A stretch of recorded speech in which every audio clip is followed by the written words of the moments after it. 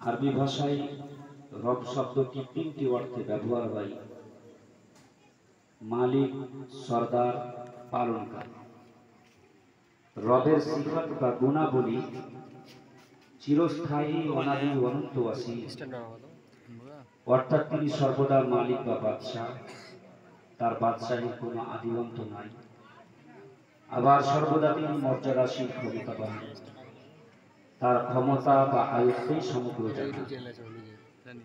আবার সর্বদা তিনি প্রতিপালনকারী, তার দয়াতে সমগ্র সৃষ্টি জীবিত, সঞ্জীবিত, প্রতিপালিত, চলন্ত এবং জীবন্ত। কোন সৃষ্টি তার বাদশাহীর আয়ত্তের বাইরে নয়, বা বাইরে যাওয়া অথবা জীবিত থাকাও সম্ভব নয়। তারপর আমার আপনার নবী, কায়নাতের নবী, নবী কুল শিরোমণি সাল্লাল্লাহু আলাইহি ওয়াসাল্লামের প্রতি শত কোটি দরুদ ও সালাম বর্ষিত হোক। সকলেই বলুন আল্লাহুম্মা। হুজুর আলা হযরত আজিমুল বরকত মুজাদ্দিদ দীনুল মিল্লাত বলেন, सरवर कहूं के मालिको मौला कहूं तुझे, बाग़े खलील का गुले ज़ेबा कहूं तुझे, हिरमा नसीब हूँ तुझे उम्मीद गाह कहूं, ऐ जान मुराद काने तमन्ना कहूं तुझे। अल्लाह तेरे जिस्म मुनव्वर की ताबिशे, ऐ जाने जान मैं जाने तजल्ला कहूं तुझे। तेरे तो वस्फ ऐबे तनाही से है बरी, तेरे तो वस्फ ऐबे तनाही से है बरी, हैरान हूँ मेरे शाह मैं क्या क्या कहूँ तुझे। लेकिन रज़ा ने खत्म सुखन इस पे कर दिया, खालिक का बंदा और खल्क का आका कहूँ तुझे। আপনারা বলবেন কি কথা বলছেন, আমরা বুঝতে পারছি না। সবের ব্যাখ্যা ও বিশ্লেষণ হবে ইনশাআল্লাহ। डॉक्टर इकबाल बोले, नहीं तेरा नशे मन कसर सुल्तानी के गुंबद पर, तू शाहीन है बसेरा कर पहाड़ों की चट्टानों में। डॉक्टर इकबाल एटाओ बोले, एक हंगामा महशर हो तो उसको भूलूं, सैकड़ों बातों का रह रहते ख्याल आता है। मुअज़्ज़ज़ सामीन किराम, একটা কথা সর্বদা মনে রাখবেন, আল্লাহ রাব্বুল আলামিন এই পৃথিবীকে আবাদ করার জন্য মানব জাতিকে দুই শ্রেণীতে বিভক্ত করেছেন। মানব জাতিকে দুই শ্রেণীতে বিভক্ত করেছেন। একটা হচ্ছে বিশ্বাসী আর অপরটির নাম হচ্ছে অবিশ্বাসী। বিশ্বাসী আর অবিশ্বাসী এই নিয়ে গোটা পৃথিবী। অবিশ্বাস করে কেউ বেঁচে নেই আর বেঁচে থাকবেও না, কিন্তু বিশ্বাস করে টিকে থাকা যায়, বেঁচে থাকা যায়। ইতিহাসের প্রমাণ, কোরআনের প্রমাণ, হাদিসের প্রমাণ যে বেঁচে থাকা যায় কি করে? বিশ্বাস করে। আল্লাহ রাব্বুল আলামিন বলেন, মুমিনদের শান, মান, মর্যাদা, গুণ বর্ণনা করতে গিয়ে আল্লাহ রাব্বুল আলামিন বলেন, মুমিন আজ নমরুদের নাম কেউ নেয় না, কিন্তু ইব্রাহিম আলাইহিস সালামের নাম প্রত্যেক আশিকের জবানে জবানে নেওয়া হয়। আজ ইয়াজিদের নাম কেউ নেয় না, কিন্তু ইমাম আলী মাকাম ইমাম হোসেনের নাম প্রত্যেক আশিকের মুখে মুখে নেওয়া হয়। তাহলে বিশ্বাসীরাই টিকে আছে আর অবিশ্বাসীরা দুনিয়া থেকে শেষ হয়ে গেছে। বিশ্বাস করতে হবে আমাদের। আমরা হলাম মুমিন, আমরা অদৃশ্যের প্রতি বিশ্বাস রাখি। খোদাকে আমরা দেখি, রাসূল বলেছেন বিশ্বাস করে নিয়েছি। জান্নাত জাহান্নাম দেখিনি, রাসূল বলেছেন বিশ্বাস করে নিয়েছি। এটাই তো গায়েবের প্রতি, অদৃশ্যের প্রতি ঈমান রাখা।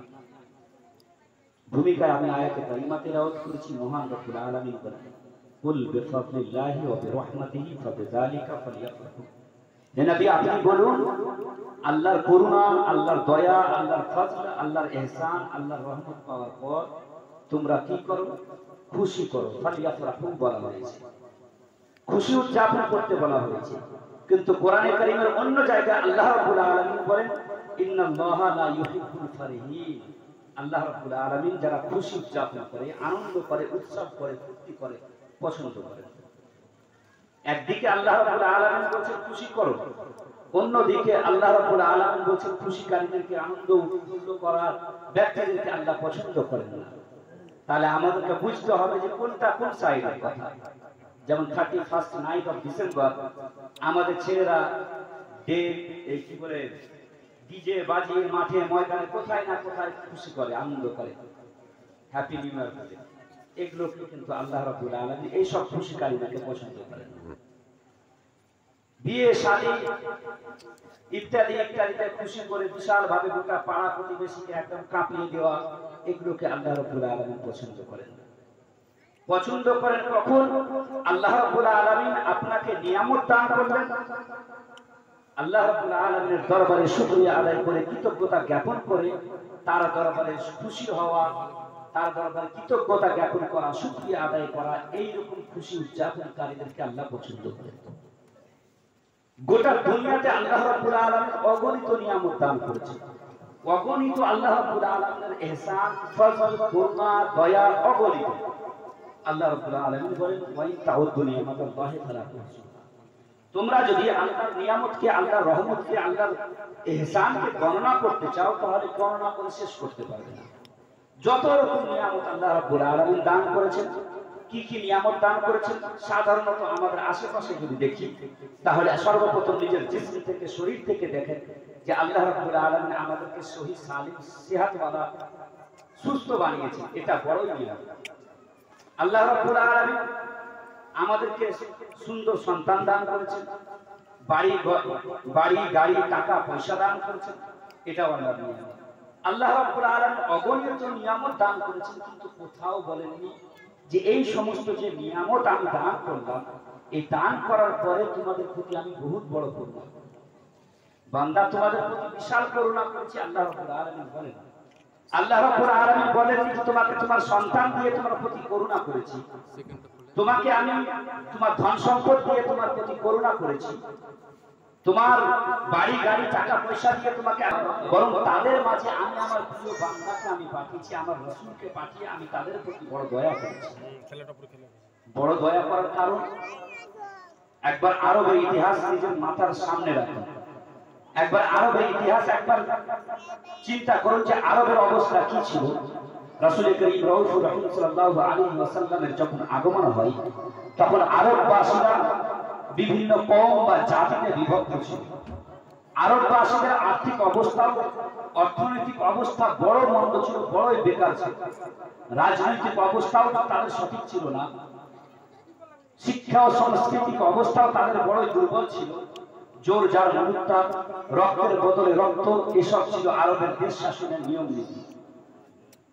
রাসূল করিম সাল্লাল্লাহু আলাইহি ওয়াসাল্লামের আবির্ভাবের পূর্বে আরবের এরকম অবস্থা ছিল, তারা অসভ্য জাতি ছিল, তারা বর্বর জাতি ছিল, তারা চোর ছিল, ডাকাত ছিল। এমনকি তারা কি করত, নারী শিশু কন্যাকে জীবন্ত কবর দিয়ে দিত, নারীদের সম্মান নিয়ে ছিনিমিনি খেলত, কাবা শরীফকে তারা 360টি মূর্তি রেখে অপবিত্র করে ফেলেছে। এমনকি তারা জেনা এমন ভাবে তাদের মধ্যে আম ছিল, চুরি ডাকাতি এমন আম ছিল যে সাফা ও মারওয়ার মতো পবিত্র পাহাড়ের মধ্যে জেনা করতে তারা দ্বিধাবোধ করত না। এইরকম অবস্থা ছিল আরবে। শরাব পান করা, যখন আমাদের দেশে মহিলাদের পরে যখন বাচ্চা থাকে, বেশি কান্নাকাটি করলে যেমন তাকে ঘুমের ওষুধ খাওয়ায়, ওই রকম আরবের মহিলারা নিজের সন্তানরা যদি কান্নাকাটি করতো তাহলে তাকে শরাব পান করা, এইরকম অবস্থা আরবের ছিল। ওই সময় আল্লাহ রাব্বুল আলামিন বললেন যে হে আরববাসী, হে পুরো বিশ্ববাসী, তোমরা তো জাহান্নামের দরজা পর্যন্ত পৌঁছে গেছো। তোমরা তো অসভ্য জাতি ছিলে, বর্বর জাতি ছিলে, নির্মম জাতি ছিলে, তোমরা জাহান্নামের দরজা পর্যন্ত পৌঁছে গেছিলে। আমি আমার রাসূলকে পাঠিয়ে তোমাদেরকে জাহান্নামের দরজা থেকে নিয়ে এসে জান্নাতের দরজায় পৌঁছে দিয়েছি। আমি তোমাদের প্রতি করুণা করেছি।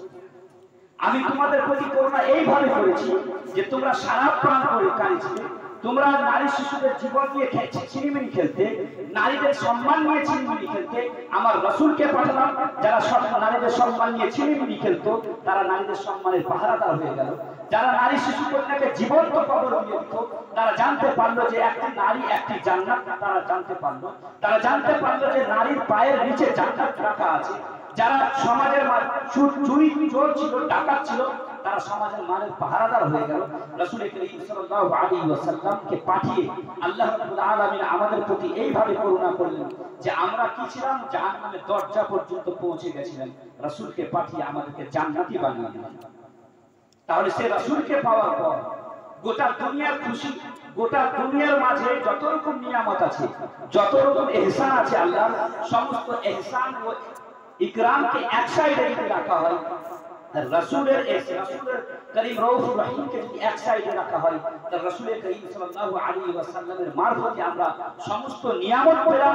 আর সে রাসূলকে পাওয়ার পর যদি খুশি না করি, তাহলে বলুন আমরা সঠিক উম্মত হব? আমরা সঠিক উম্মত হতে পারবো? আমরা সঠিক উম্মত হতে পারবো না। আজ সোশ্যাল মিডিয়ার যুগ, আজ ইউটিউব ও ফেসবুকের যুগ, আজ সোশ্যাল মিডিয়ায়, আজকে ইন্টারনেট এবং বিভিন্ন ইলেকট্রনিক মিডিয়া ও প্রিন্ট মিডিয়ার মাধ্যমে আমাদের আহলে সুন্নাত ওয়াল জামাতের যুবকদের দিল থেকে রাসূলের প্রেম ও ভালোবাসাকে কেড়ে নেওয়ার পরিকল্পনা চলছে। আর আমরা বাড়ি থেকে মসজিদ, আর মসজিদ থেকে বাড়ির মধ্যে সীমাবদ্ধ হয়ে আছি।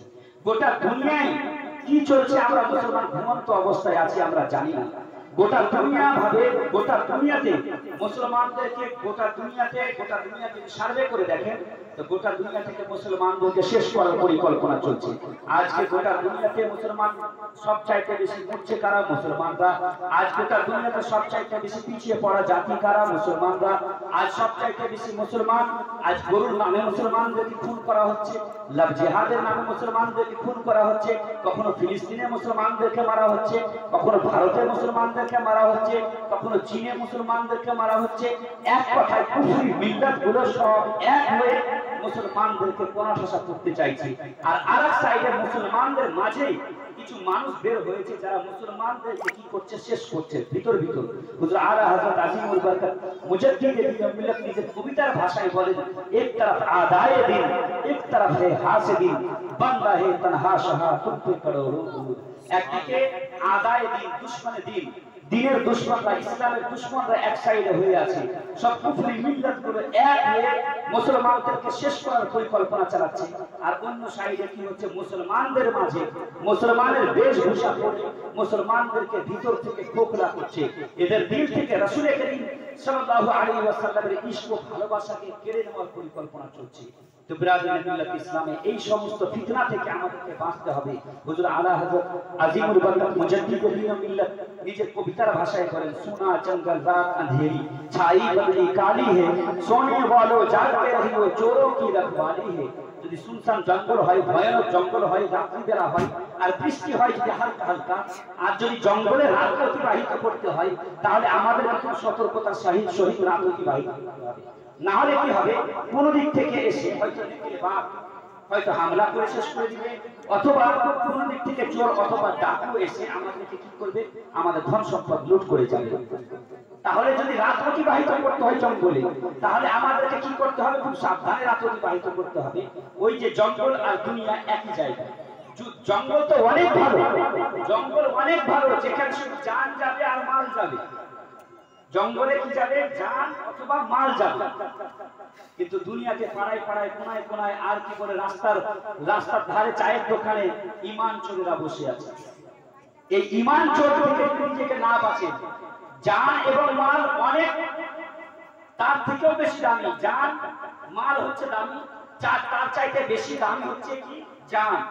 জঙ্গলে জান যেত অথবা মাল যেত, আর জান ও মালের চাইতেও বেশি দামি হচ্ছে ঈমান ও আকীদা, সেটা চলে যাবে আর আমরা বুঝতেই পারবো না। তাহলে আমাদেরকে জঙ্গলের চাইতে বেশি এখানে আমাদেরকে সতর্কতা অবলম্বন করতে হবে। আজকের এই ফিতনা ফাসাদের যুগ, যে একদিকে আমি বললাম আর আদায় দিন, ইসলামের দুশমনরা একদিকে মুসলমানদের মাঝে কিছু মানুষ, তাহলে কোন দিক থেকে আমাদের ঈমান আকীদা বাঁচাবো? ঈমান আকীদা বাঁচার জন্য রাসূল করিম সাল্লাল্লাহু আলাইহি ওয়াসাল্লাম এই হাদিসকে সামনে রাখুন। মুসলিম শরীফের 9 নম্বর হাদিস, আল্লাহ রাসূল বলেন, সায়াকুনু ফি আখির জামানে দাজ্জালুন মুকাজ্জাবুন ইয়াতুনাকুম মিনাল আহাদিসি বিমা লাম তাসমাউ আনতুম ওয়া আবাউকুম ফাইয়াকুম ওয়া ইয়্যাহুম লা ইউযুনাকুম ওয়া ইফতিনুনাকুম। আল্লাহ রাসূল বলেন, শেষ জামানায় তোমাদের সম্মুখে মিথ্যাবাদী দাজ্জাল আসবে, যারা কি করবে?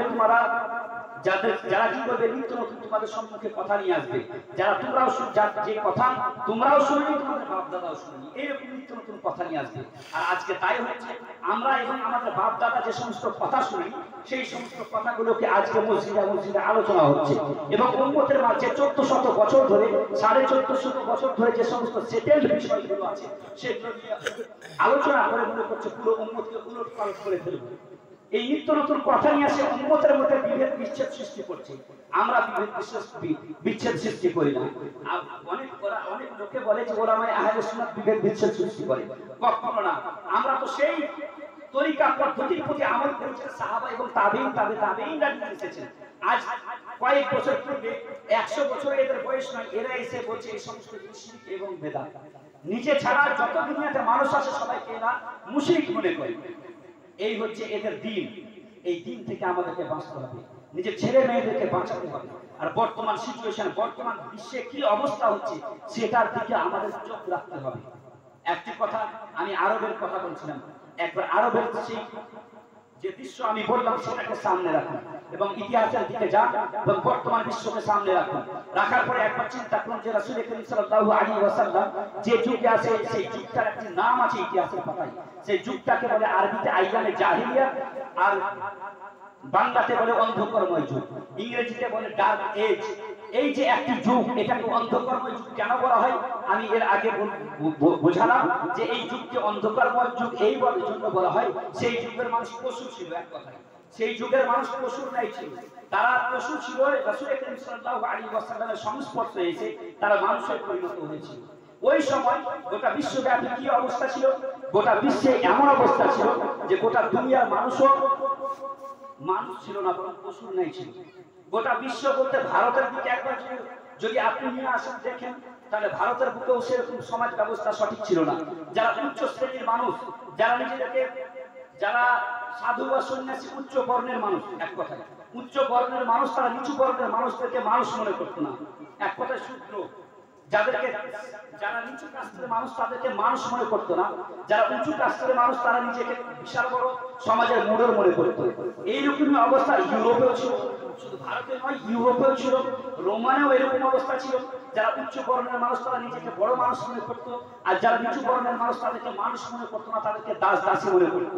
এইরকম অবস্থা গোটা দুনিয়াতে এরকম অবস্থা ছিল। ওই সময় রাসূল করিম সাল্লাল্লাহু আলাইহি ওয়াসাল্লামের আবির্ভাব হলো এবং গারে হিরাতে হযরত জিবরাইল আমিন রাসূল করিম সাল্লাল্লাহু আলাইহি ওয়াসাল্লামের দরবারে এসে আরজ করলেন, ইকরা বিসমি রাব্বিকাল্লাযী খালাক। আর একটি অবস্থা গোটা বিশ্ব ভালো ছিল, গোটা বিশ্ব একটি কানুন ছিল, সেটা ছিল এই, যারা উচ্চ বর্ণের মানুষ, যারা উচ্চ শ্রেণীর মানুষ, তারাই শুধু সেই যুগে শিক্ষা অর্জন করতে পারত। তাছাড়া নিচু বর্ণের মানুষ, নিচু কাস্টের মানুষ কেউ শিক্ষা অর্জন করতে পারত না। ইউরোপ, এশিয়া এবং বিভিন্ন যত আমাদের দেশগুলো আছে, যত দ্বীপগুলো আছে, সবারই এইরকম অবস্থা ছিল। এই যখন গোটা বিশ্বের এইরকম অবস্থা, ওই সময় যদি কেউ শিক্ষা অর্জন করত, ভারতের বুকে শিক্ষা অর্জন করত, কোন নিচু বর্ণের মানুষ, তো তার কানের মধ্যে কি করা হতো, রাং যেটাকে বলা হয়, গেলে তার কানের মধ্যে ভরে দেওয়া হতো। কেউ যদি পুজোর ঘরে ঢুকতো তো তাকে সেই জায়গাটা কি করা হতো, গোবর দিয়ে পরিষ্কার করা হতো। কেউ যদি কোন জিনিসে পানি পান করতো তো সেটাকে গোবর দিয়ে পরিষ্কার করা হতো। এইরকম কুসংস্কারমূলক জিনিস গোটা ভারতের আইন ছিল। ইউরোপের বুকে এরকম ছিল যে যারা নান বা সিস্টার থাকতো, যারা ধর্মগুরু থাকতো, তাদের হাতে সবকিছু থাকতো, বাকি সবাইকে গোলাম মনে করতো। এইরকম গোটা দুনিয়ার অবস্থা। ওই সময় রাসূল করিম সাল্লাল্লাহু আলাইহি ওয়াসাল্লামের আবির্ভাব হলো। আর সেই সময় পৃথিবীর বুকে একটি ঘটনা ঘটে গেল, সেটা ছিল এই যে একজন নারী ইউরোপ থেকে বেরিয়ে এসে কি করলো, সে একটি ইউরোপ থেকে এসে লন্ডনে এসে শিক্ষা অর্জন করলো, কিছু জ্ঞান অর্জন করলো। শিক্ষা অর্জন করার পর হেটিপেটিয়া, সে লেডির নাম ছিল হেটিপেটিয়া যখন শিক্ষা অর্জন করে নিজের দেশে গেল, নিজের দেশে হেটিপেটিয়া কি করলো, জনগণকে শিক্ষা দিতে শুরু করলো, জনগণকে অন্ধকার থেকে আলোয় নিয়ে আসতে শুরু করলো। যখন চার্চের লোকেরা জানতে পারলো যে একটি নারী দেশ ও জাতিকে শিক্ষা দিতে শুরু করেছে, একটি নারী দেশ ও জাতি অন্ধকার থেকে আলোয় নিয়ে আসতে শুরু করেছে, তখন চার্চের লোকেরা হেটিপেটিয়াকে গ্রেফতার করলো। গ্রেফতার করার পর হেটিপেটিয়ার জন্য সেই সময় চার্চের লোকেরা কিরকম ভয়ানক শাস্তি নির্ধারিত করেছিল যে হেটিপেটিয়াকে উলঙ্গ করা হোক, তারপরে তার শরীর থেকে চামড়াকে খুলে নেওয়া হোক, তারপরে তাকে পাথরে কর বা পাথর মাটিতে তাকে কি করা হয়, ছেঁচড়া হোক, টানা হোক, এরকম অবস্থা, এরকম শাস্তি নির্ধারিত করা হয়েছিল। এটি পেটিয়ার দোষ কি ছিল, এটি পেটিয়ার অপরাধ কি ছিল, এটি পেটিয়ার দোষ এটাই ছিল যে শিক্ষা অর্জন করেছিল, যে জ্ঞান অর্জন করেছিল। ভারতের বুকে শিক্ষার প্রতি পাবন্দি লাগানো হয়েছিল, আরবের বুকে শিক্ষার প্রতি পাবন্দি লাগানো হয়েছিল, ইউনানের শিক্ষার প্রতি পাবন্দি লাগানো হয়েছিল, রোমানের শিক্ষার প্রতি পাবন্দি লাগানো হয়েছিল।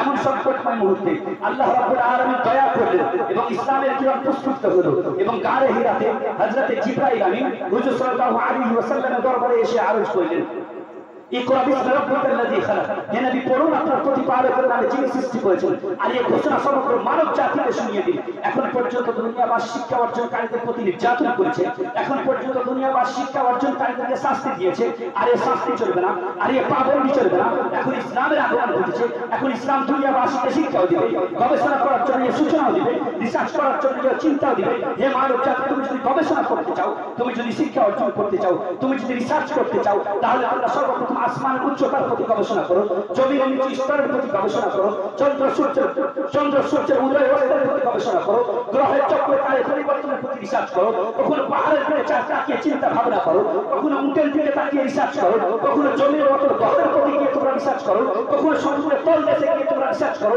যখন তোমরা এই সমস্ত জিনিসের প্রতি চিন্তা করবে, যখন তোমরা এই সমস্ত জিনিসের প্রতি ভাবনা করবে, যখন তোমরা এই সমস্ত জিনিসের প্রতি গবেষণা করবে, তখন তোমরা তোমার সৃষ্টিকর্তার সন্ধান পাবে, তখন তোমরা তোমার প্রতিপালকের সন্ধান পাবে, তখন তোমরা তোমার এক খোদাকে তোমরা চিনতে পারবে।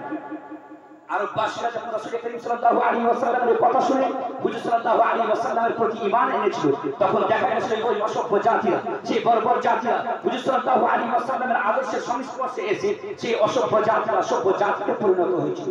আজ আমাদের অবস্থা এই যে সর্বপ্রথম যে ধর্মের হুকুম ও বাণী হচ্ছে তোমরা শিক্ষা অর্জন করো, জ্ঞান ও হিকমত নিয়ে যে সমস্ত যে ধর্মের বাণী সর্বপ্রথম জ্ঞান ও হিকমত নিয়ে সে ধর্মের মানুষ আর শিক্ষা থেকে দূরে, গবেষণা থেকে দূরে।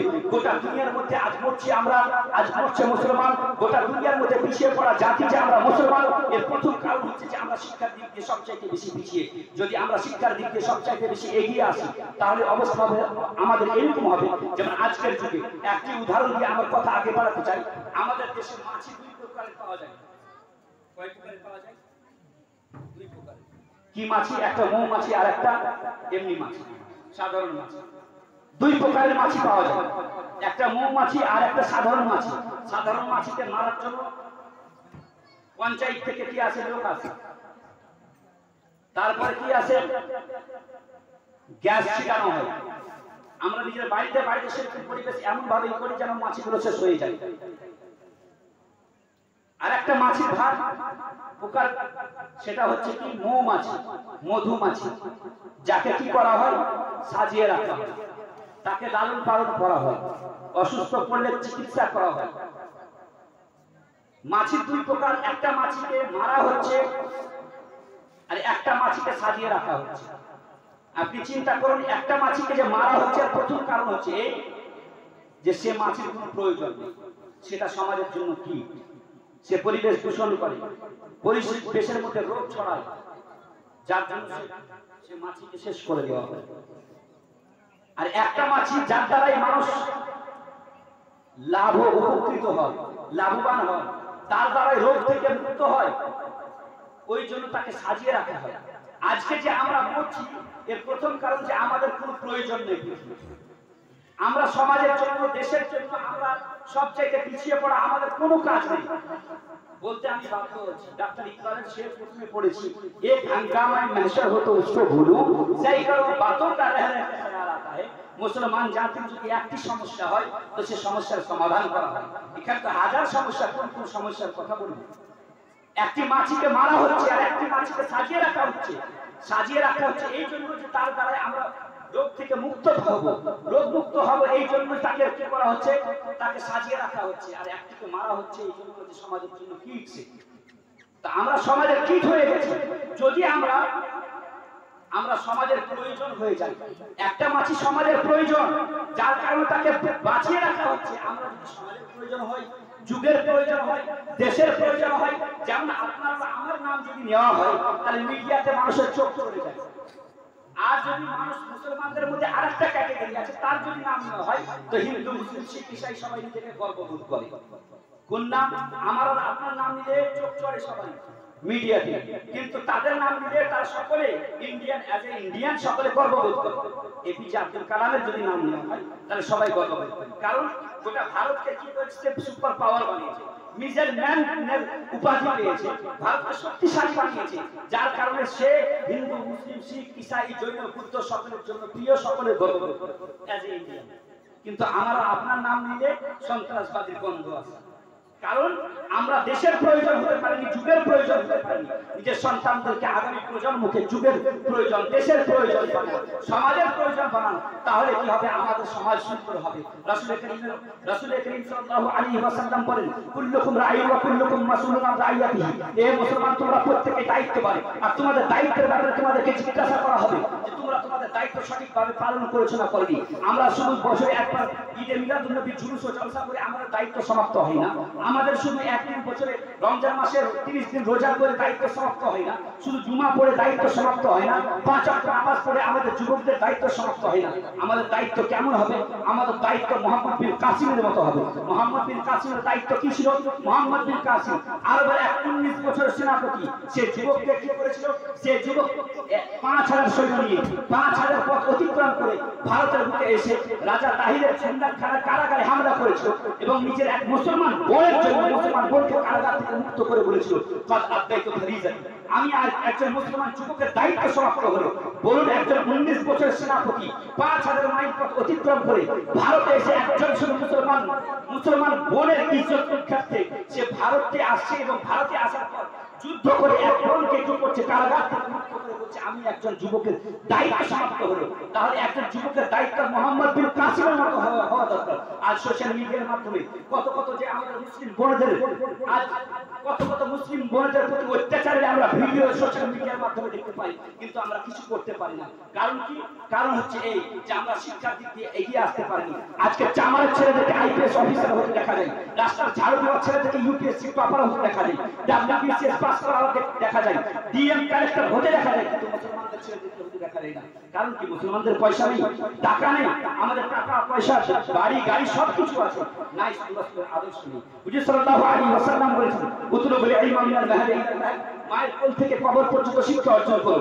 আমাদের মা বোনেরা এই কথা জানেই না, আমাদের ভাই বোনেরা, আমাদের যুবকরা এই কথা জানেই না। রাসূল বলেছেন, তালাবুল ইলমি ফারিদাতুন আলা কুল্লি মুসলিম, প্রত্যেক মুসলমানের প্রতি শিক্ষা অর্জন করা ফরজ।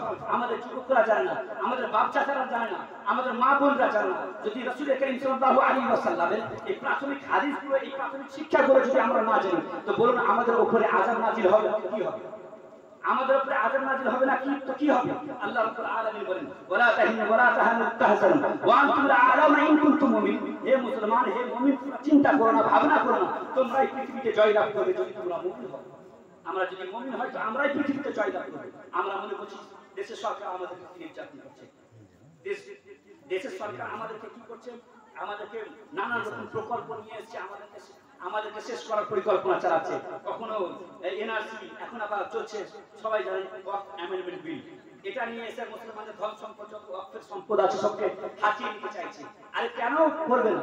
এটা করা তো অবশ্যই দরকার। আপনারা করি এক হাঙ্গামায় মেশা সেই করো বাকিও কা রহ রহ, এটা তো হওয়াই ছিল, এটা তো হবে। যে সময় আরএসএস, নাম শুনেছেন তো? আরএসএস এর সদস্যরা যে সময় নিজের ছেলেদেরকে স্বাধীনতার পর, যখন স্বাধীনতা হলো 75-76 বছর হয়ে গেল আমাদের, আমরা কি করেছি? একবার নতুন করে ইউনিভার্সিটি কায়েম করতে পেরেছি, নতুন করে কলেজ, ভালো মুসলিম কলেজ ইউনিভার্সিটি কায়েম করতে পেরেছি। একবার মুহাদি বুঝতে পারছেন আমার কথা? না বুঝতে পারেন না? বুঝতে পারেন না তো লোক করে থাকেন, খালি সুলতান দিয়ে কিছু হয় না। যেটা সমাজের জন্য প্রয়োজন সেই জিনিসটা বলে। সমাজের প্রয়োজন, শুধু সুলতান আর গজল কাহিনী শুনে মুসলমান জাতির পরিবর্তন আসবে না। মুসলমান জাতির পরিবর্তন আসবে এই সমস্ত সামাজিক কথা বলে। बेशक, सुभान अल्लाह, नारे तकबीर, नारे तकबीर, अल्लाह अकबर, नारे रिसालत, या रसूल अल्लाह, नारे रिसालत, या रसूल अल्लाह। ওই সব কথা বলে আজ আমাদের সমাজকে পঙ্গু করে দিয়েছে। আমরা ভালো কথা অর্জন নিতে পারছি না, শুধু কিসসা কাহিনী দিয়ে আমরা সমাজকে পঙ্গু করে দিয়েছি। সমাজে যে রাসূল করিম সাল্লাল্লাহু আলাইহি ওয়াসাল্লামের আদর্শগুলো প্রয়োজন, আজ আমরা বলছি না। স্বাধীনতার পর থেকে মুসলমানদের আরো সংগঠন আছে, দেখাতে পারবেন। আরএসএস এর 200টা সংগঠন গোটা বিশ্বব্যাপীভাবে ছড়িয়ে পড়ে আছে। আরএসএস এর 200টা সংগঠন কি করছি আমরা? আমাদের আগামী প্রজন্ম, আমাদের আগামী ছেলে মেয়ে কোথায় যাবে যদি এনআরসি হয়ে যায়? আমাদের যদি ডিএম না থাকে, আমাদের যদি কালেক্টর না থাকে, তাহলে আমাদের সমাজের সমস্যার সমাধান করবে কে? আমাদের সমাজে মুসলমানদের মধ্যে যদি লয়ার না থাকে, তাহলে এই সমাজের কেস লড়বে কে? এই সমাজের মধ্যে যদি ডাক্তার না থাকে, এই সমাজের চিকিৎসা করবে কে? আর এই সমাজের মধ্যে যদি আলিম ওলামা না থাকে, তাহলে এই সমাজকে ফতোয়া ফারাইজ দিয়ে সঠিক পথের দিশা দেখাবে কে? দরকার তো সব জায়গায় আছে, কিন্তু আমরা সেই সমস্ত জিনিসগুলো নিতে পারছি না। আজকে 200টি শাখা প্রশাখা গোটা বিশ্বে ছড়িয়ে আছে আরএসএস। যে সময় স্বাধীনতার পর আমাদের বাপ-দাদারা চায়ের দোকানে বসে বিড়ি সিগারেট আর চা খাচ্ছিল, ওই সময় আরএসএস এর সদস্যরা নিজের ছেলে মেয়েদেরকে ইউপিএসসি ট্রেনিং দিচ্ছিল, ডব্লিউবিসিএস এর ট্রেনিং দিচ্ছিল। তারা আজকে সুপ্রিম কোর্ট থেকে নিয়ে হাইকোর্ট এবং নিজের ডিস্ট্রিক্ট কোর্ট থেকে কোর্ট পর্যন্ত তাদের লোক যদি না থাকবে, তাহলে আমারও আপনার লোক থাকবে। একবার ভাবুন, মুসলমান নেতারা, মুসলমান মুরব্বীরা, একবার ভাবুন যে সমাজের মধ্যে কি করছেন আপনি। রাসূল বলেছেন কুল্লুকুম রাঈ ওয়া কুল্লুকুম মাসউলুন আন রাইয়াতিহি, তোমরা প্রত্যেকে দায়িত্ববান, আর তোমাদের দায়িত্বের ব্যাপারে তোমাদেরকে জিজ্ঞাসা করা হবে যে তুমি তোমার দায়িত্ব সঠিকভাবে পালন করেছো না করেছো। যদি সঠিকভাবে দায়িত্ব পালন না করি, তাহলে কি হবে? আমাদেরকে আল্লাহ রাব্বুল আলামিনের দরবারে কঠিন ভয়ানক জবাব দিতে হবে এবং কঠিন আযাবের সম্মুখীন হতে হবে। বিরাদরান মিল্লাত ইসলামিয়া, সমাজকে পরিবর্তন করতে হবে। আরে এই কথাটা আমরা ভুলেই গেছি যে রাসূল বলেছেন মান লাম ইয়াহব সাগীরানা ওয়া লাম ইয়াকিল কাবীরানা ফালাইসা মিন্না। যে ব্যক্তি বড়দেরকে সম্মান করলো না আর বড়রা ছোটদেরকে স্নেহ করলো না, সেই ব্যক্তি আমার দলের না। এই কথাটা আমরা জানি না, ভুলে বসে আছি। আমাদেরকে কি করতে হবে? রাসূল করিম সাল্লাল্লাহু আলাইহি ওয়াসাল্লামের আদর্শকে নিয়ে জীবনে বাস্তবায়িত করতে হবে। হুজুর যে কথা, যে সুন্নাত, যে পদ্ধতি আমাদেরকে দিয়ে গেছেন, আজ আমরা গোটা দুনিয়াতে রাসূল করিম সাল্লাল্লাহু আলাইহি ওয়াসাল্লামের আদর্শের প্রতি চলে সাহাবায়ে কেরামরা গোটা দুনিয়াতে স্বর্ণের যুগ কায়েম করেছি। আমরা গোটা দুনিয়ার বিশ্বব্যাপী ভাবে আমরা কি করেছি? গোটা দুনিয়াকে নেতৃত্ব দিয়েছি। আজ আমরা যেদিন থেকে মুসলমানরা এই বিশ্ব নেতৃত্বে মোড়লের আসন থেকে পড়ে গেছে, গোটা বিশ্বযুদ্ধ হয়েছে। একবার ভাবুন যে আমাদেরকে কি করতে হবে আগামী প্রজন্মকে যদি বাঁচাতে চাই। রাসূলের আদর্শ মোতাবেক নিজের জীবন যাপন করতে হবে। আর সবচেয়ে ইম্পর্টেন্ট সেটা হচ্ছে যে রাসূল করিম সাল্লাল্লাহু আলাইহি ওয়াসাল্লামের ইশক, প্রেম এবং ভালোবাসাকে নিজের ছেলে মেয়েদের দিলের মধ্যে ফুটে ফুটে ভরে দিতে হবে, যেন খোদার দরবারে গিয়ে বলতে পারেন যে আমি আমার ছেলে মেয়েদের ইশকে রাসূল শিখিয়েছি। কোরআনে কারীমে আল্লাহ রাব্বুল আলামিন বলেন আতিউল্লাহ ওয়া আতিউর রাসূল, তোমরা আল্লাহ এবং তার রাসূলের ইতাআত করো, আনুগত্য করো, অনুসরণ করো। অন্য জায়গায় আল্লাহ রাব্বুল আলামিন বলেন ওয়া ইন আতাতুল বাশারা মিসলাকুম ইন্নাকুম ইযাল লাখাসিরুন, তোমরা যদি তোমাদের মতো কোনো মানুষের অনুসরণ করো, তাহলে তোমরা কি হবে? ক্ষতিগ্রস্ত হবে। আল্লাহ রাব্বুল আলামিন বলেন কুল ইন্নামা আনা বাশারুন মিসলুকুম, হে নবী বলুন যে আমি তোমাদের মতো মানুষ। এই যে বলেছেন তোমাদের মতো মানুষ, এই আয়াতকে সম্মুখে রেখে কিছু মানুষ সোশ্যাল মিডিয়ার মাধ্যমে আমাদের যুবকদের দিল থেকে রাসূলের প্রেম এবং ভালোবাসাকে কেড়ে নিচ্ছে। বলছে দেখো নবী তো আমাদের মতোই মানুষ, নবী তো আমাদের মতো মানুষ। কেমন? নবী তো আমাদের বড় ভাইয়ের মতো মানুষ। কেউ বলছে নবী তো আমাদের নেতাদের মতো, মুরব্বীদের মতো মানুষ, তাকে মুরব্বীদের মতো সম্মান করতে হবে। এইরকম মাযআল্লাহ, এইরকম আকীদা তারা পোষণ করে আমাদের যুবকদেরকে বিভ্রান্তির শিকার করছে। এই সমস্ত ফিতনা থেকে আমাদেরকে বাঁচতে হবে। আল্লাহ রাসূল বলেছেন লা ইউমিনু আহাদুকুম হাত্তা আকুনা আহাব্বা ইলাইহি মিন ওয়ালিদিহি ওয়া ওয়ালাদিহি ওয়ান নাসি আজমাইন, তোমরা ততক্ষণ পর্যন্ত পূর্ণ মুমিন হবে না যতক্ষণ পর্যন্ত নিজের পিতা মাতা, ভাই বোন, আত্মীয় স্বজন এবং পাড়া প্রতিবেশী, গোটা দুনিয়ার ধন সম্পদ চাইতে বেশি আমি রাসূলকে না ভালোবাসবে, ততক্ষণ পর্যন্ত মুমিন হবে না। রাসূলকে ভালোবাসলে রাসূলের বলা প্রত্যেক পদ্ধতির প্রতি আমরা আমল করব, প্রত্যেক সুন্নতের প্রতি আমল করব। রাসূল কি আমাদের মতো মানুষ? সেই যে ব্যাখ্যা ও বিশ্লেষণ তারা দিচ্ছে, সেই কথা মোতাবেক কিন্তু রাসূল আমাদের মতো মানুষ নন। রাসূল করিম সাল্লাল্লাহু আলাইহি ওয়াসাল্লাম আমাদের মতো মানুষ। এই জন্য তারা বলতে চাইছে যে রাসূল হুজুর সাল্লাল্লাহু আলাইহি ওয়াসাল্লাম আমাদের মতো মানুষ, যে রাসূল করিম সাল্লাল্লাহু আলাইহি ওয়াসাল্লামের হাত ছিল, পা ছিল, হুজুর সাল্লাল্লাহু আলাইহি ওয়াসাল্লাম চলাফেরা করতেন, হুজুর সাল্লাল্লাহু আলাইহি ওয়াসাল্লামের চোখ ছিল, হুজুর সাল্লাল্লাহু আলাইহি ওয়াসাল্লামের একজন নিজের স্ত্রী ছিল, সন্তান ছিল। এই জন্য রাসূল করিম সাল্লাল্লাহু আলাইহি ওয়াসাল্লাম আমাদের মতো মানুষ কখনো না। হুজুর সাল্লাল্লাহু আলাইহি ওয়াসাল্লামকে নিজের কল্পনার মাঝে রাখেন, এবং এই কল্পনা যদি না করতে পারেন তাহলে মনে করেন যে রাসূল করিম সাল্লাল্লাহু আলাইহি ওয়াসাল্লাম আমাদেরকে দেখছেন। এবং একটি অঙ্গ প্রত্যঙ্গের আমি ব্যাখ্যা ও বিশ্লেষণ করছি। রাসূল করিম সাল্লাল্লাহু আলাইহি ওয়াসাল্লাম হুজুর সাল্লাল্লাহু আলাইহি ওয়াসাল্লাম নামাজ পড়তেন, কিন্তু আমরাও নামাজ পড়ি। রাসূলের নামাজ আমাদের নামাজ সমান নয়। রাসূল করিম সাল্লাল্লাহু আলাইহি ওয়াসাল্লাম আমাদের প্রতি 5 ওয়াক্তের নামাজ ফরজ। রাসূল করিম সাল্লাল্লাহু আলাইহি ওয়াসাল্লাম 6 ওয়াক্তের নামাজ পড়তেন। রাসূল করিম সাল্লাল্লাহু আমাদের প্রতি যাকাত ফরজ। হুজুর সাল্লাল্লাহু আলাইহি ওয়াসাল্লামের প্রতি যাকাত ফরজ নয়। হুজুর সাল্লাল্লাহু আলাইহি ওয়াসাল্লাম একটি ফিকহের কায়দা আছে, আল্লামা ইবনে আবিদিন শামী বলেন, আল ওয়ালাদু মা ফি ইয়াদিহি কানা লি আবি। একজন সন্তানের হাতে যা কিছু থাকে, যা কিছু সম্পদ থাকে, সেটা তার সম্পদ নয়, বরং তার কার সম্পদ, তার পিতার সম্পদ। তেমনি একজন মালিক একজন গোলামের হাতে যে সমস্ত সম্পদ থাকে, সেটা তার সম্পদ নয়, তার মালিকের সম্পদ। আল্লাহ রাসূল সাল্লাল্লাহু আলাইহি ওয়াসাল্লামের প্রতি যাকাত ফরজ ছিল না, কিন্তু আমার আপনার প্রতি যাকাত ফরজ। আল্লাহ রাসূলের প্রতি যাকাত এই জন্যই ফরজ ছিল না যে আল্লাহ রাসূল সাল্লাল্লাহু আলাইহি ওয়াসাল্লাম হচ্ছেন কি মালিক। রাসূল করিম সাল্লাল্লাহু আলাইহি ওয়াসাল্লাম আমাদের আকা। আরে আল্লাহ রাসূল সাল্লাল্লাহু আলাইহি ওয়াসাল্লাম যদি যাকাত দেন, তো কাকে দিবেন? গোটা দুনিয়া রাসূল করিম সাল্লাল্লাহু আলাইহি ওয়াসাল্লামের গোলাম হুজুর আলা হযরত আজিমুল বরকত মুজাদ্দিদ দ্বীন ও মিল্লাত বলেন, मैं तो मालिक ही कहूंगा कि हो मालिक के हबीब, यानी महबूब व मुहिम में नहीं मेरा तेरा। या রাসূলুল্লাহ, আপনাকে তো আমি মালিক ही বলবো, কারণ আপনি হচ্ছেন মালিকের হাবিব, আল্লাহ রাব্বুল আলামিনের হাবিব। महबूब व मुहिम में नहीं मेरा तेरा। দুই বন্ধু যদি হয়, তাহলে সে দুই বন্ধু এক বন্ধুর যেটা হবে, অপর বন্ধুরও সেটাই হবে। এটা হবে না যে এটা আপনার এটা আমার, এই কথা কখনো হবে না। यानी महबूब व मुहिम में नहीं मेरा तेरा। রাসূল করিম সাল্লাল্লাহু আলাইহি ওয়াসাল্লাম কলমা পড়তেন, আমরাও কলমা পড়ি, কিন্তু আমরা পড়ি লা ইলাহা ইল্লাল্লাহ মুহাম্মাদুর রাসূলুল্লাহ। রাসূল কলমা পড়েন লা ইলাহা ইল্লাল্লাহ আনা রাসূলুল্লাহ। তাহলে রাসূলের কলমা, রাসূলের নামাজ, রাসূলের হজ, রাসূলের যাকাত এটা আমাদের মতো নয়। হুজুর সাল্লাল্লাহু আলাইহি ওয়াসাল্লাম রোজা রাখতেন, আমরাও রোজা রাখি, আমরা রোজা করে ইফতার করি। রাসূল করিম সাল্লাল্লাহু আলাইহি ওয়াসাল্লাম রোজা করেন, ইফতার করেন না, সেহরি করেন না।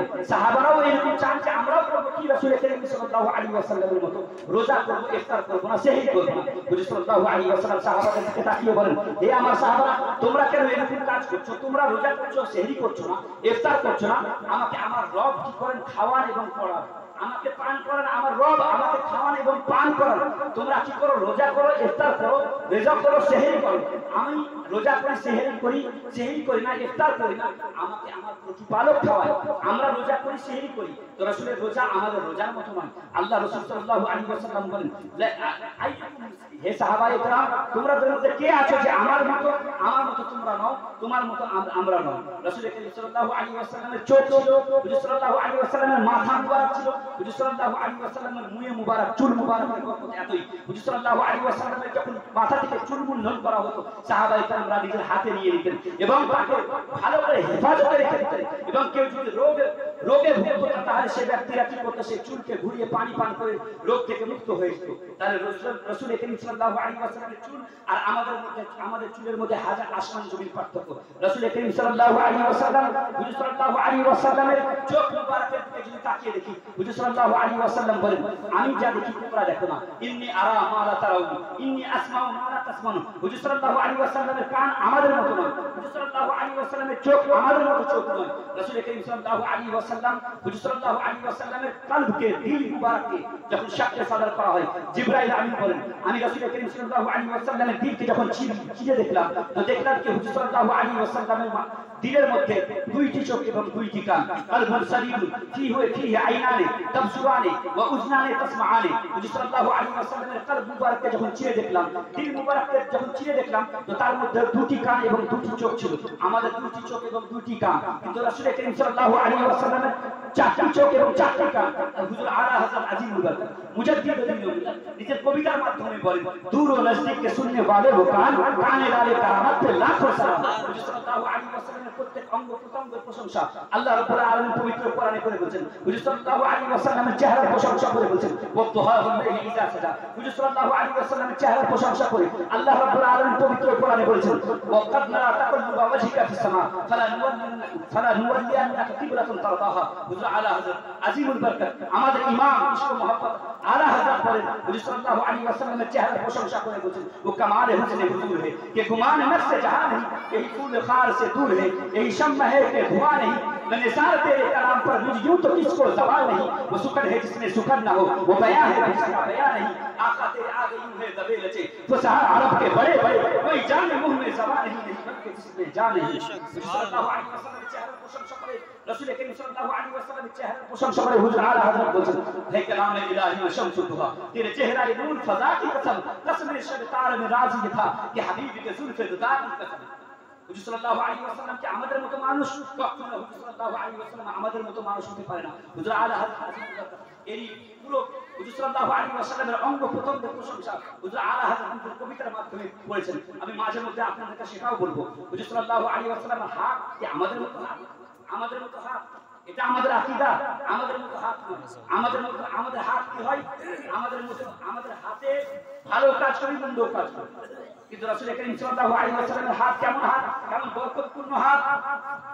হুজুর সাল্লাল্লাহু আলাইহি ওয়াসাল্লাম একবার যুদ্ধ থেকে ফিরে আসছেন, সাহাবায়ে কেরামরা আদেশ করছে, ইয়া রাসূলুল্লাহ আমাদের না পানি আছে না খাবার আছে, সব শেষ হয়ে গেছে। রাসূল করিম সাল্লাল্লাহু আলাইহি ওয়াসাল্লাম বললেন, তোমাদের মাঝে যা পানি রাখার বর্তন আছে সেই সমস্ত জিনিসগুলোকে নিয়ে আসো, এবং যদি এক ফোঁটাও পানি থাকে সেটাকেও নিয়ে আসো। রাসূলের দরবারে হাজির করা হলো। হুজুর সাল্লাল্লাহু আলাইহি ওয়াসাল্লামের হাতে কেমন বরকত। হুজুর সাল্লাল্লাহু আলাইহি ওয়াসাল্লাম সে লোটা বা ঘটি সেই যুগে যেরকম জিনিস ছিল সেই জিনিসের প্রতি আল্লাহ রাসূল সাল্লাল্লাহু আলাইহি ওয়াসাল্লাম নিজের হাত ভরে দিলেন, এবং হাত ভরে দেওয়ার পর ফুকাহায়ে কেরাম এবং মুহাদ্দিসিনে কেরাম ব্যাখ্যা ও বিশ্লেষণকারীরা বলেন যে রাসূল করিম সাল্লাল্লাহু আলাইহি ওয়াসাল্লামের এই আঙ্গুল 5 আঙ্গুল থেকে পানির ফোয়ারা জারি হয়ে গেল। পানির ফোয়ারা জারি হয়ে গেল। হুজুর আলা হযরত আজিমুল বরকত মুজাদ্দিদে দিন মিলাদ এই হাদিসকে সামনে রেখে বলেন, उंगलियां है खैर पर टूटे हैं प्यासे झूम कर, नदियां पर जाते रहमत की है जारी, वाह वाह उंगलियां पाए वो प्यारी प्यारी जिससे दरियाए करम है जारी, जोश पर आती है जब कम तारीख से सैलाब हुआ करता। রাসূল করিম সাল্লাল্লাহু আলাইহি ওয়াসাল্লামের হাত থেকে যে পানি বের হয়েছিল সে পানি কেমন বরকতপূর্ণ পানি। সে পানি জমজমের যে পানি সেই পানির চাইতে হাজারো গুণ পানির চাইতে উত্তম। সে পানি এমন কি কাউসারের পানির চাইতে উত্তম। যে পানি রাসূলের হাত দিয়ে বের হয়েছে সে পানির মোকাবিলা পৃথিবীতে জান্নাত এবং জাহান্নামে কেউ করতে পারবে না। জান্নাত এবং পৃথিবীতে কেউ করতে পারবে না এইরকম পানি, যে পানি রাসূলের হাত দ্বারা বের হয়েছে। রাসূলের হাতের মুজিজা দেখুন। কখনো রাসূল করিম সাল্লাল্লাহু আলাইহি ওয়াসাল্লাম নিজের আঙ্গুল দ্বারা ইশারা করছেন যে চন্দ্র টুকরো হয়ে যাচ্ছে, এগুলো আমরা ভুলে গেছি হয়তো। হযরত আলী রাদিয়াল্লাহু তাআলা আনহু হুজুর সাল্লাল্লাহু আলাইহি ওয়াসাল্লামের কোলে মাথা রেখে ঘুমিয়ে পড়ছেন। হুজুর সাল্লাল্লাহু আলাইহি আলীর আসরের নামাজ কি হয়ে গেল? কাজা হয়ে গেল।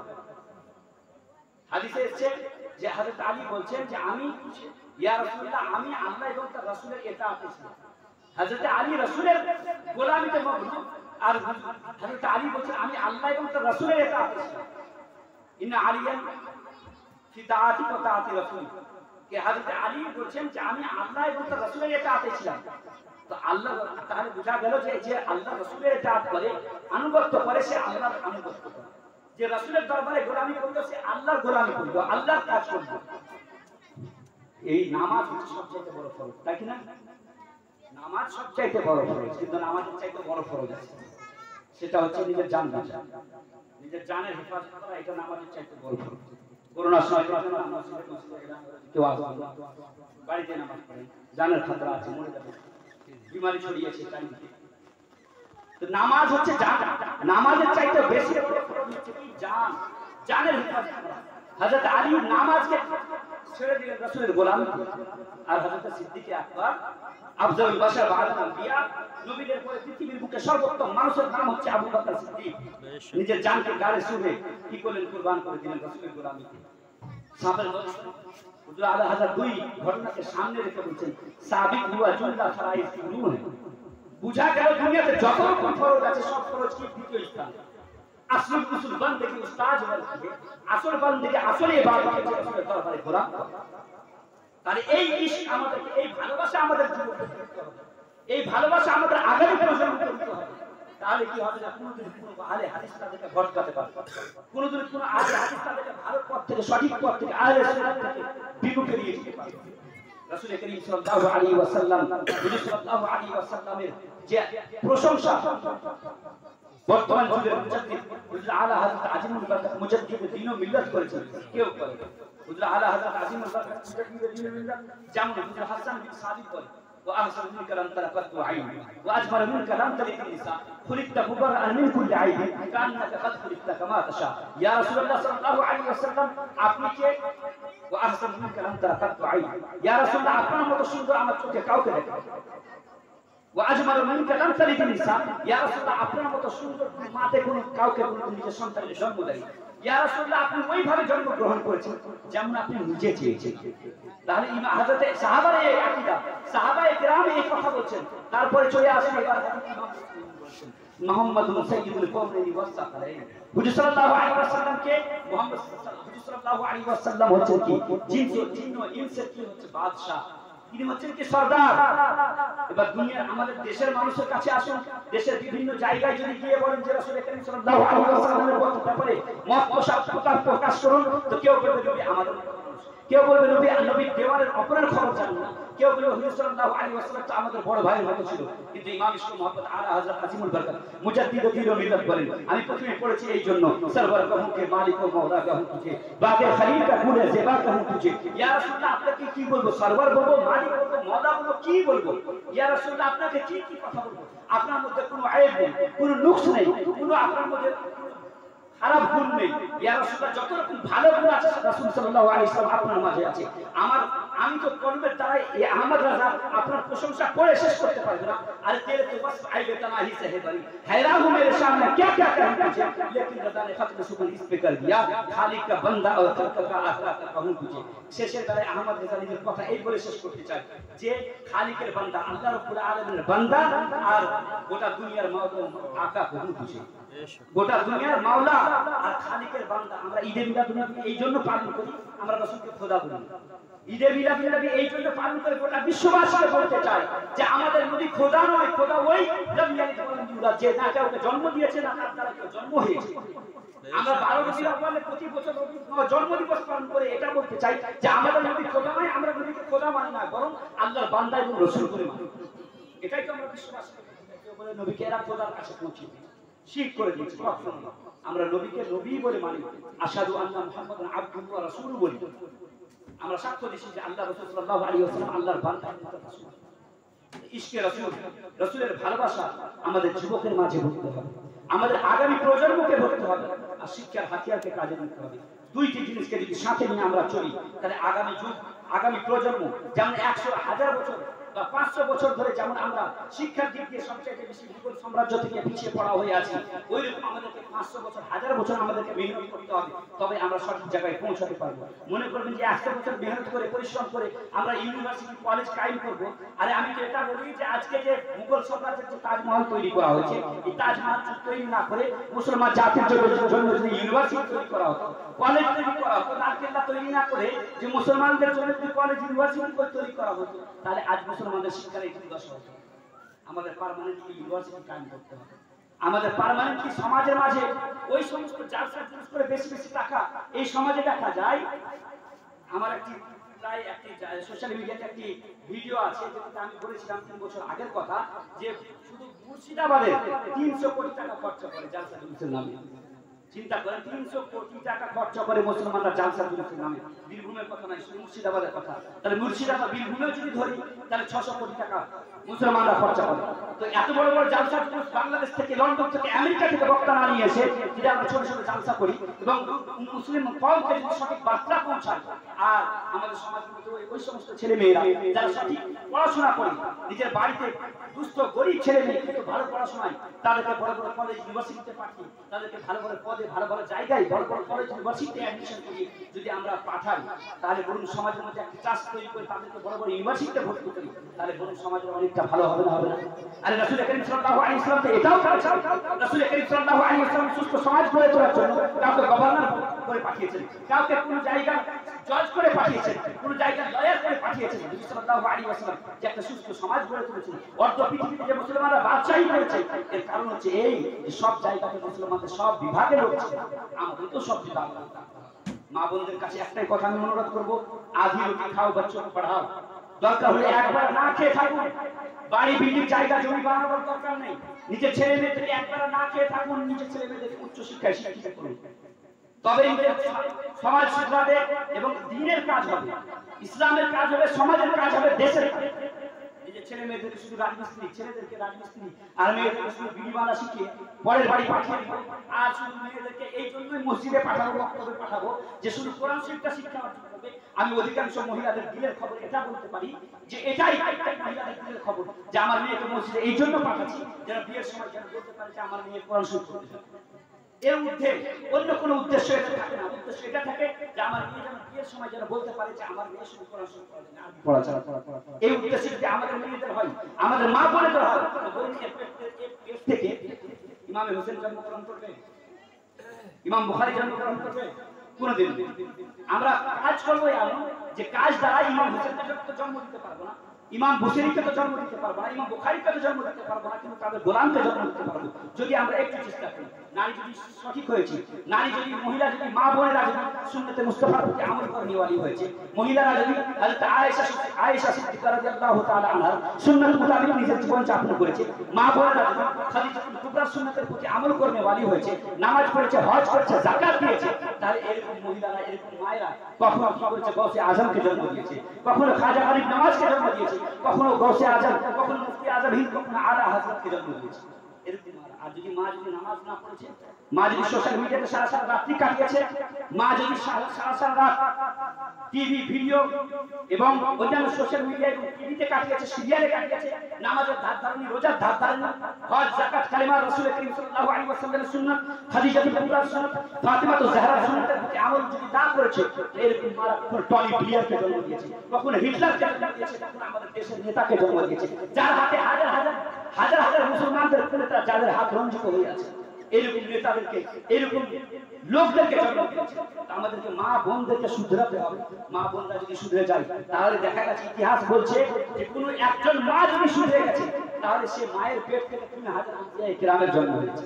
সুবহানাল্লাহ, সুবহানাল্লাহ। 3000 আম্বিয়া কিরামের জন্ম একজন মা, একজন মা 3000 আম্বিয়া কিরামের মাতা হওয়া সম্ভব। তার মা হওয়া কতটা সৌভাগ্য যদি নিজের সন্তানকে সঠিকভাবে লালন পালন করা হয়। আলবার্ট আইনস্টাইন, বর্তমান যুগের সবচেয়ে বড় সায়েন্টিস্ট, তিনি বলেন একজন শিশু ছোট অবস্থা থেকে নিয়ে 18 বছর পর্যন্ত যা কিছু করে, নিজের জীবনের শেষ মুহূর্ত পর্যন্ত তারই অনুকরণ করে। সন্তানরা, একজন ছোট শিশু, কচি শিশু নিজের পরিবেশ থেকে সব থেকে প্রথম শিখে, নিজের ফ্যামিলি ও পরিবার থেকে সবচাইতে প্রথম শিখে। একজন কচি শিশু যদি নিজের পিতাকে চুরি করতে দেখে, চুরি করাটাই ঠিক কাজ, সঠিক কাজ। নিজের পিতাকে যদি একটা কচি শিশু নিজের মাতাকে যদি দেখে সারা সারা রাত যদি টিভি দেখতে দেখে, তো মনে করে টিভি দেখাটা ভালো কাজ। একজন কচি শিশু নিজের পিতাকে যদি মদ খেতে দেখে, তাহলে মনে করে মদ খাওয়াটা সবচেয়ে ভালো কাজ। আর যদি কোনো শিশু নিজের পিতাকে সারা সারা রাত আল্লাহর গভীর প্রেমে মগ্ন দেখতে পায়, একজন শিশু যদি নিজের মাতাকে সারা সারা রাত আল্লাহর প্রেমে মগ্ন দেখতে পায়, সারা সারা রাত তাহাজ্জুদ করতে দেখতে পায়, তাহলে সে ছেলে আল্লাহর প্রেমে পাগল না হয়ে থাকতে পারে না। উদাহরণস্বরূপ হযরত মা ফাতিমাতুজ জাহরা রাদিয়াল্লাহু তাআলা আনহা নিজের পিতাকে দেখেছেন সারা সারা রাত আল্লাহর প্রেমে মগ্ন হতে, সারা সারা রাত আল্লাহর প্রেমে পাগল পারা হয়ে কাঁদতে দেখেছেন, নিজের উম্মতের জন্য কাঁদতে দেখেছেন। হযরত খাদিজাতুল কুবরাকে হযরত ফাতিমাতুজ জাহরা নিজের মাকে সারা সারা রাত আল্লাহর প্রেমে কাঁদতে দেখেছেন, তাই নিজেও সারা সারা রাত কেঁদেছেন। হযরত ফাতিমাকে ইমাম হোসেন সারা সারা রাত কাঁদতে দেখেছেন, হযরত ইমাম হোসেন সারা সারা রাত আল্লাহর প্রেমে কান্না করেছেন। তাহলে সমাজ কিভাবে পরিবর্তন হয়? মায়ের দ্বারাতে পরিবর্তন হয়, পিতার দ্বারাতে পরিবর্তন হয়। যদি মা এবং পিতা, মা এবং বাপ যদি শুধরে যায়, তাহলে কি হবে? সেই সন্তান শুধরে যাবে। কিন্তু আমাদের মা বোনেরা সেদিকে আমরা লক্ষ্য রাখছি না। আমরা সারা সারা রাত একসাথে মা, বেটি, ভাই, বোন, জামাই সবাই মিলে একসাথে আমরা টিভি দেখি। এই যে আমাদের বুড়াই সমাজের মধ্যে খারাপই চলে এসেছে, এ আজকের পরিকল্পনা নয়। 1400 বছর আগে রোমান এম্পায়ার এর পরিকল্পনা করেছিল, রোমান বাদশা, রোমান এম্পায়ার এর পরিকল্পনা করেছিল, এবং সেই দিন থেকে মুসলমানদের যে দুই শক্তি ছিল, মুসলমানদের দুইটি শক্তি, সেই দুইটি শক্তির মধ্যে একটি শক্তি হচ্ছে রাত্রিবেলায় আল্লাহ রাব্বুল আলামিনের দরবারে সিজদা করা, রাত্রিবেলায় আল্লাহ রাব্বুল আলামিনের দরবারে কান্নাকাটি করা, আর দিনের বেলায় আল্লাহ রাব্বুল আলামিনের দ্বীনকে জিন্দা করার জন্য নিজের জানকে উৎসর্গ দেওয়া, নিজের জানকে কুরবান করে দেওয়া, আল্লাহর দ্বীনের জন্য জিহাদ করা। এটা ছিল মুসলমানদের দুইটি অস্ত্র। তো রোমান এম্পায়ার সেই সময় পরিকল্পনা করেছিল যে মুসলমানদেরকে এই দুইটি জিনিস থেকে বিরত রাখতে হবে। মুসলমানদের দিলে মরণের ভয় হয়, আর মুসলমানদের রাতকে কি করতে হবে? পরিবর্তন করতে হবে। এই রাত্রিবেলায় উঠে কান্নাকাটি না করতে পারে, এদের বাড়িতে ভরে দাও, এদের বাড়িতে খারাপই ভরে দাও। সেই সময় থেকে পর্নোগ্রাফি চালু হয় রোমান এম্পায়ার। আমি রাত্রি অনেক হয়ে গেছে, নাহলে আরো বিস্তারিত আলোচনা করতাম এই বিষয়ে, কিন্তু আমি বলছি না, বিরিয়ানি অপেক্ষা করছে। দরুদ পাক করুন, নন স্টপ বক্তব্য চলছে। আল্লাহুম্মা আলাইহি ওয়াসাল্লাম। তো আমরা যে এই 12 রবিউল আউয়াল পালন করছি, এটা বড়ই বরকতময় দিন, বড়ই সওয়াব, নেকি, এবং এটা শুধু আমাদেরই আবিষ্কার করা নয়। সাহাবায়ে কেরাম, তাবেঈন, তাবেঈন রা এটা প্রতি আমল করেছেন। রাসূল করিম সাল্লাল্লাহু আলাইহি ওয়াসাল্লাম যখন মক্কা থেকে মদিনায় হিজরত করে যান, মক্কা থেকে মদিনায় যখন হিজরত করে যান তখন মদিনার আনসার সাহাবারা হুজুর সাল্লাল্লাহু আলাইহি ওয়াসাল্লামের আগমনে কি করেছিল, তারা সকলে মিলে একসাথে মিছিল বার করেছিল।